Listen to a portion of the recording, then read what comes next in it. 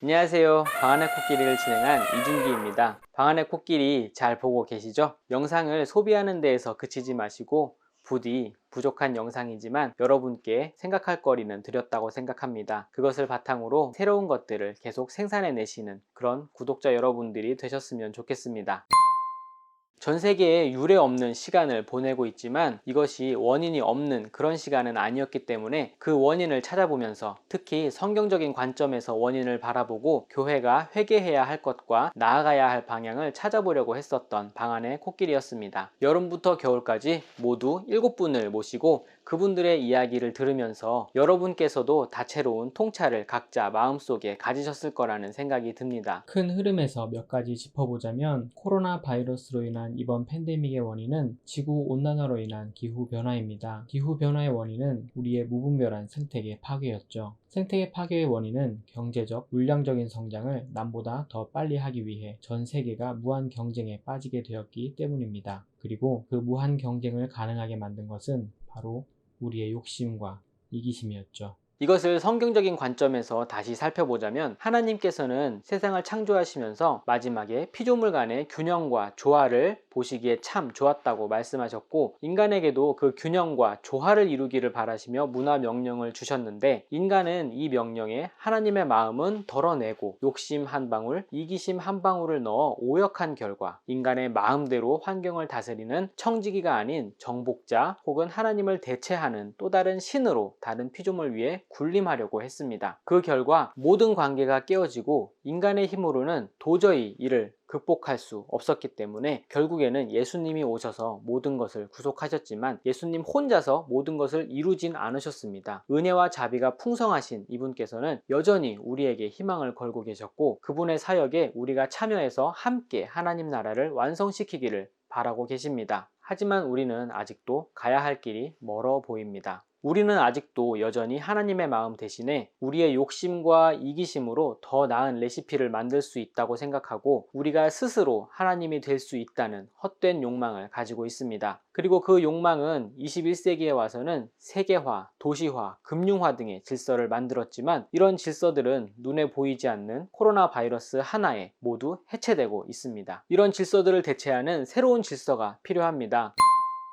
교회는 지금까지 하나님을 믿었지만 하나님만 믿지는 않았습니다. 하나님과 만몬을 겸하여 섬겼고 지금 이 세계의 질서를 하나님이 기뻐하시는지 슬퍼하시는지도 제대로 분별하지 못하고 있습니다. 공공선을 증대시켜야 할 교회와 그리스도인은 지금 이 순간 이 사회에서 부끄러운 이름이 되어가고 있습니다. 그럼에도 불구하고 우리는 책임지고 새로운 질서를 만드는 일에 참여해야 합니다. 우리의 욕심과 이기심을 버리고 하나님의 마음으로 이 일에 참여해야만 하죠. 생태, 경제, 교육, 선교, 공동체 이 5가지 주제를 바탕으로 새로운 질서를 성경적으로 구성해 본 것이 바로 지금까지의 방안의 코끼리였습니다.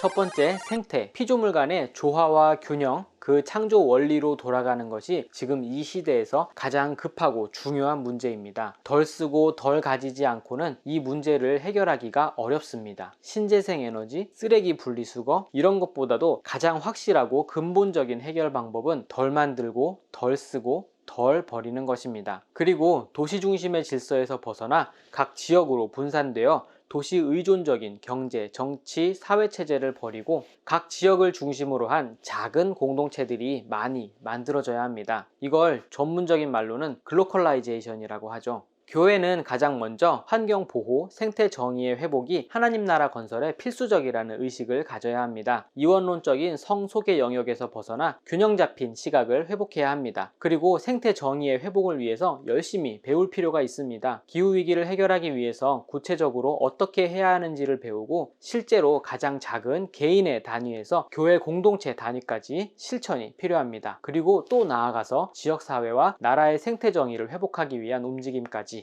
가져가야 합니다. 경제, 우리의 욕심과 이기심을 직시하는 것이 먼저입니다. 불로소득, 노력하지 않고 얻는 모든 이익을 하나님께서는 기쁘게 보지 않으셨습니다. 인공물에 대해서는 소유권이 존중되어야 하지만 토지 같은 자연물에 대해서는 공유권이 존중되어야 합니다. 하나님이 만드신 자연은 어느 한 사람의 소유가 될 수 없고 거기에서 나오는 유익은 모두가 나눠 가져야 합니다. 요즘 부동산 진짜 큰 문제인데 부동산 문제 해결의 시작이 바로 여기에 있다고 생각합니다. 집값이 올라서 기분 좋은 사람들도 많을 텐데 죄송하지만 하나님은 기뻐하지 않으십니다. 오른 집값만큼 눌리고 억압받고 빼앗기고 쫓겨나는 사람들이 늘어나기 때문입니다. 집값이 올라갈수록 불평등은 심화되고 진화론의 질서가 굳어집니다. 약육강식, 적자생존. 하나님 나라는 그런 나라가 아닙니다. 우리가 회복해야 할 성경적인 경제, 나아가 예수님 사역의 중심은 바로 희년정신입니다. 가난한 자, 포로된 자, 눈먼 자, 눌린 자가 풀려나고 모든 것이 원상태로 회복되는 은혜의 해. 각자가 기업으로 받은 땅이 있고, 이 말은 자유물의 가치를 모두가 공유한다는 뜻이죠. 그 땅으로 말미암아 굶지 않아도 되고 누구에게 의존하지 않아도 되고 자기 주체성을 가지고 각자 자기 삶의 주인이 되는 개인들이 모여서 건강한 공동체를 만들어야 합니다.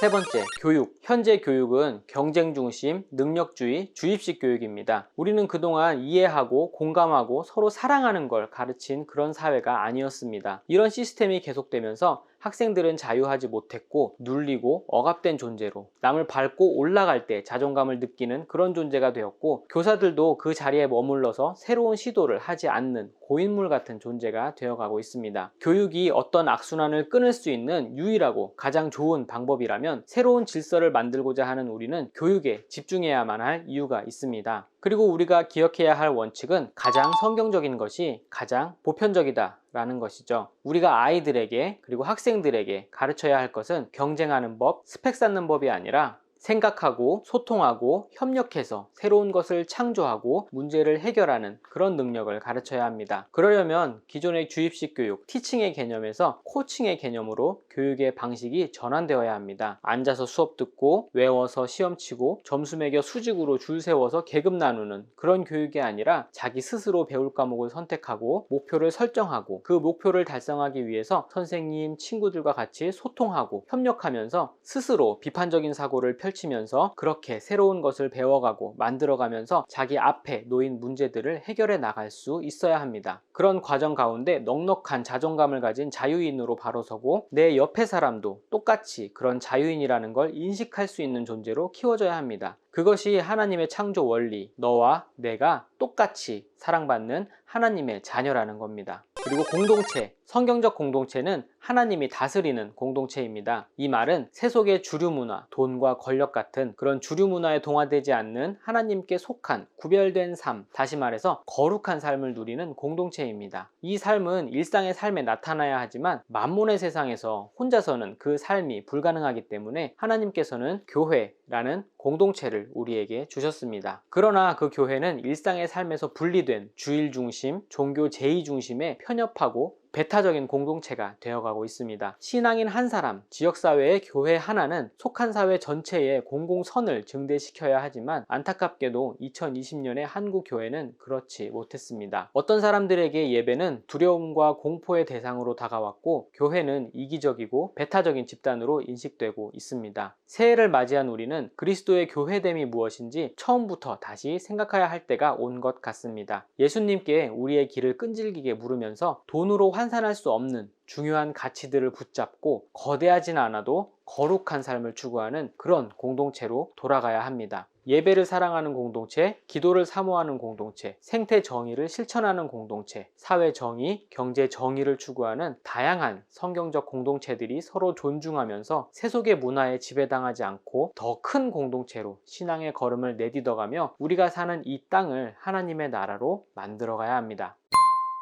세상의 새로운 질서가 성경적인 질서가 되기 위해서는 먼저 나의 세계관과 나의 문화가 세속의 질서에서 벗어나 성경적으로 변해야 합니다. 그것이 나아가 교회와 공동체의 세계관이 그렇게 바뀌어야 되죠. 그러기 위해서는 모인 사람들끼리 끊임없이 성경을 묵상하며 성경적인 세계관을 서로 나누며 그 안에서 다이나믹한 교류가 있어야 합니다. 그리고 세속 문화를 바로 인지하고 그 문제를 어떻게 해결할 것인가에 대한 논의도 불꽃 튀게 이루어져야 합니다. 이게 정말 어렵습니다. 왜냐하면 지금까지 자연스러웠던 모든 움직임들을 작은 것부터 하나하나 바꿔가야 하기 때문입니다. 이걸 성경적인 말로 회개라고 하죠. 정말 힘들지만 그렇지만 지금 바꾸지 않으면 오늘날의 이 팬데믹이 코로나 바이러스가 마스크를 쓴 우리의 하루가 자연스러운 현상이 될지도 모릅니다.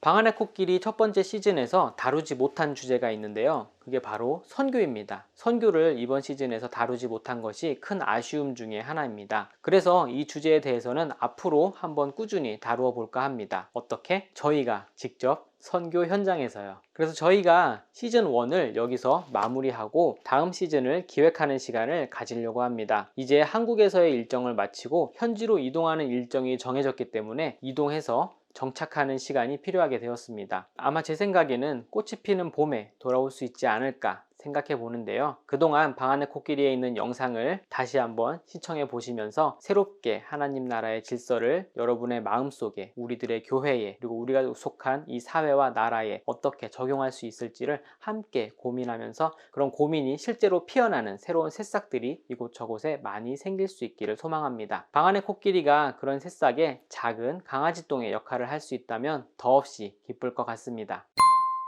저희 선교 일정에 함께 하고 싶으신 분들께서는 카카오톡 플러스 친구에서 루하 가족을 검색하시면 저희 소식을 함께 받아보실 수 있고요. 저희 기도카드가 필요하신 분들께서는 댓글이나 혹은 개인적으로 연락을 주시면 보내드리도록 하겠습니다. 무엇보다 이 방 안의 코끼리 채널을 통해서 현지 사역을 비롯해 다양한 소식들을 전해드릴 계획을 가지고 있으니까요. 그때까지 기다려주시면 감사하겠습니다. 그럼 저희는 새로운 곳에서 새로운 모습으로, 하지만 같은 마음과 같은 믿음으로 곧 다시 찾아뵙도록 하겠습니다. 방 안의 코끼리 시즌 1을 사랑해 주셔서 대단히 감사합니다. 그럼 굿바이란 말 대신 솔롱.